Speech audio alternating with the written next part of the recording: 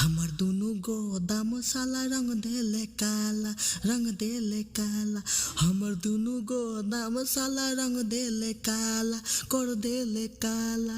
तो जी हाँ दोस्तों नमस्कार, आप सबके लिए होली का गीत लाया हूँ। तो चलिए ज़्यादा टाइम नहीं लेते हैं, चलिए सुनते हैं होली का मुखरा और अंतरा, बहुत ही प्यारा। हमर दुनु बैलून साला कर देले काला, कर देले काला। हमर दुनु बैलून साला कर देले काला, कर देले काला। कबो ऊपर कबो नीचे रंग डाले साया नीचे, कबो ऊपर कबो नीचे रंग डाले बीचे बीचे। मना कर लो पर रंग डाला देवरा साला, मना कर लो पर रंग डाला देवरा साला, देवरा साला। हमर दुनु गोदाम साला कर देले, हमर दुनु गोदाम साला कर देले काला, कर देले काला।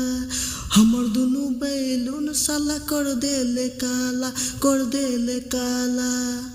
तो जी हाँ दोस्तों चलिए अब अंतरा आपको सुनाते हैं।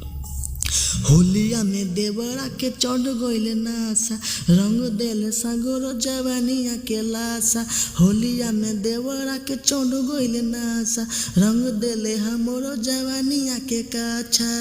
नहीं लागे ओकरा लाज जब डाले रंग ताज, नहीं लागे ओकरा लाज जब डाले रंग ताज। पीछे कारी घुसा के डाला साला, डाला साला।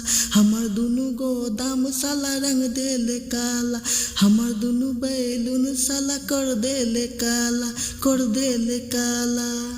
तो चलिए दोस्तों अब सेकेंड अंतराम चलते हैं। राइटर मयंक मधुकर साखी, साया सारी अब की कुछ नहीं बची। राइटर मिलिंद मधुकर साखी, फगुआ में अब की कुछ नहीं बची।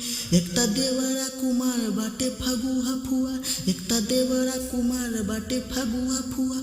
हाथे रंगवा लगा के पीला पीला, पीला पीला। हमर दुनु देवर साला कर देले काला, कर देले काला।